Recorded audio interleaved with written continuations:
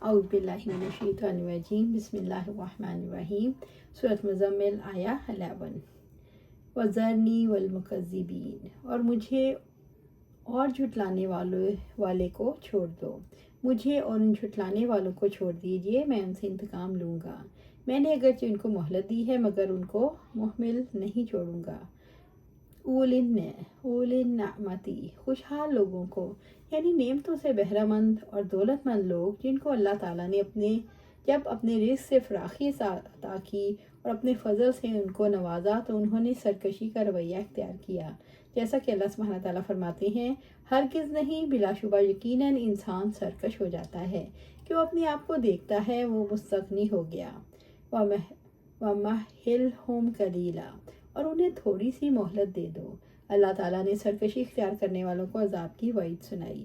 رب العزت نے سورۃ لقمان میں فرمایا ہم انہیں بہت تھوڑا سامان دے رہے ہیں، پھر ہم انہیں ایک بہت سخت عذاب کی طرف مجبور کر کے لے جائیں گے۔ سورۃ مزمل آیہ 12 اِنَّ لَدَيْنَا أَنْكَالًا وَجَحِيمًا، یقیناً ہمارے پاس بھاری بیڑیاں اور سخت بھڑکتی ہوئی آگ ہے۔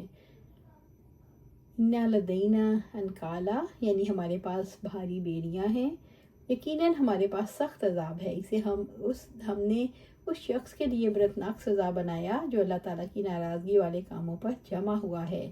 وَجَحِيمًا، اور سخت بھڑکتی ہوئی آگ، جھٹلانے والوں کے لیے دوزخ کی بھڑکتی ہوئی آگ اور دردناک عذاب ہے۔ سورۃ مزمل آیہ 13 وَطَعَامًا ذَا غُصَّةٍ، اور حلق میں اٹکنے والا کھانا، یہ حلق میں پھنسنے والا کھانا اس کی تلخی اور ذائقے کی کراہت والا ہوگا۔ وَعَذَابًا أَلِيمًا، اور دردناک عذاب ہے، جھٹلانے والوں کے لیے دردناک اور تکلیف دہ عذاب ہوگا۔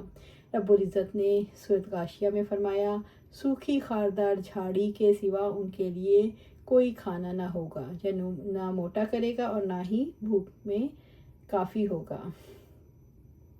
حسن بصری ایک دن روزہ سے تھے، افطار کے وقت کھانا سامنے آیا تو اس آیت کا دھیان آ گیا، کھانا نہ کھا سکے، اٹھوا دیا۔ اگلے روز پھر شام کو ایسا ہی ہوا، کھانا اٹھوا دیا۔ تیسرے روز پھر ایسا ہوا تو ان کے صاحبزادے ثابت بنانی اور یزید ضبی اور یحییٰ بکا کے پاس گئے اور حال سنایا۔ یہ تینوں حضرات آئے اور سیدنا حسن کو کھانے کا بہت اصرار کرتے رہے، پھر مجبور ہو کر کھانا کچھ تناول فرمایا۔ سورۃ مزمل آیہ 14 یوم ترجف الارض والجبال، جس دن زمین اور پہاڑ کانپیں گے، جس دن سخت زلزلہ آئے گا، پہاڑ اور زمین سخت زور زور سے ہلا دیے جائیں گے۔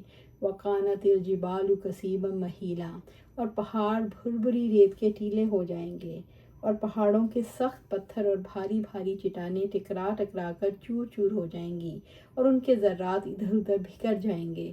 پہاڑوں کا نام و نشان باقی نہیں رہے گا، اور زمین ایک چٹیل اور صاف میدان کی طرح بن جائے گی، نہ اس میں کوئی وادی ہوگی نہ نشیب اور فراز۔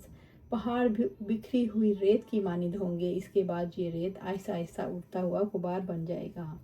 سورۃ مزمل آیہ 15 اِنَّا أَرْسَلْنَا إِلَيْكُمْ رَسُولًا شَاهِدًا عَلَيْكُمْ، بلا شبہ ہم نے تمہاری جانب ایک رسول بھیجا جو تم پر گواہی دینے والا ہے۔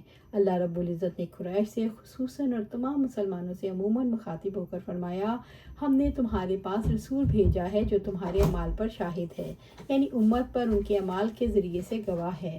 اس پر اللہ تعالیٰ کی حمد ادا کرو اور اس عظیم نعمت پر اس کا شکر ادا کرو، ان کی نافرمانی کرنے سے بچو۔ کما ارسلنا الی فرعون رسولا، جیسے ہم نے فرعون کی طرف ایک رسول بھیجا، یعنی ایسا نہ ہو جیسے فرعون کے پاس موسیٰ علیہ السلام کو رسول بنا کر بھیجا اور انہوں نے اللہ تعالیٰ کی طرف دعوت دی تو اس نے اس دعوت کو جادو قرار دے کر ان کا جادوگروں سے مقابلہ کروایا، آخر رب العزت نے اسے سمندر میں غرق کر دیا۔ ابن عباس رضی اللہ تعالیٰ نے بیان کیا کہ آپ صلی اللہ علیہ وسلم نے خطبہ دیا اور فرمایا اے لوگو، تم اللہ کے پاس جمع کیے جاؤ گے، ننگے پاؤں، ننگے جسم اور بغیر ختنہ کے، پھر آپ نے یہ آیت پڑھی، جس طرح ہم نے اول بار پیدا کرنے کے وقت ابتدا کی تھی، اسی طرح اسے دوبارہ زندہ کر دیں گے، ہمارے ذمہ وعدہ ہے، ہم ضرور اسے کر کے ہی رہیں گے، آخر آیت تک۔ پھر فرمایا قیامت کے دن تمام مخلوق میں سب سے پہلے ابراہیم علیہ السلام کو کپڑا پہنایا جائے گا، ہاں، اور میری امت کے کچھ لوگوں کو لایا جائے گا، انہیں جہنم کی بائیں طرف لے جایا جائے گا، میں عرض کروں گا میرے رب یہ تو میرے امتی ہیں، مجھ سے کہا جائے گا آپ کو نہیں معلوم، انہوں نے آپ کے بعد نئی نئی باتیں شریعت میں نکالی تھیں، اس وقت بھی وہی کہوں گا جو عبدالصالح سیدنا عیسیٰ علیہ السلام نے کہا، میں ان کا حال دیکھتا رہا جب تک میں ان کے درمیان رہا، پھر جب تو نے مجھے اٹھا لیا، جب سے تو ہی ان پر نگران ہے، مجھے بتایا جائے گا آپ کی جدائی کے بعد یہ لوگ دین سے پھر گئے۔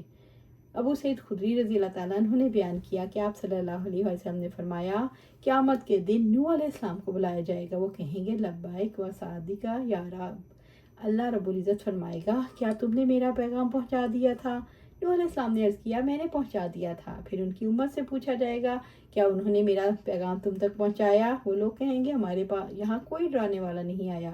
اللہ تعالیٰ فرمائے گا نوح علیہ السلام آپ علیہ السلام کے حق میں کوئی گواہی بھی دے سکتا ہے؟ وہ کہیں گے محمد صلی اللہ علیہ وآلہ وسلم اور ان کی امت میری گواہ ہے۔ چنانچہ محمد صلی اللہ علیہ وسلم کی امت ان کے حق میں گواہی دے گی کہ انہوں نے پیغام پہنچا دیا، اور رسول اللہ صلی اللہ علیہ وسلم اپنی امت کے حق میں گواہی دیں گے کہ انہوں نے سچی گواہی دی۔ یہی مراد ہے اللہ کی اس ارشاد سے، اور اسی طرح ہم نے امت وسط بنایا تاکہ تم لوگوں کے لیے گواہی دو اور رسول تمہارے لیے گواہی دے۔ آیت میں لفظ وسط کے معنی عادل، منصف اور بہتر کے ہیں۔ اللہ سبحانہ تعالیٰ سے دعا ہے ہمیں قرآن و سنت پر عمل کرنے کی توفیق دے، اس پر جمع دے، اور جنت الفردوس کے اعلیٰ مقام پر اپنے پاس گھر عطا فرمائے، آمین یا رب العالمین۔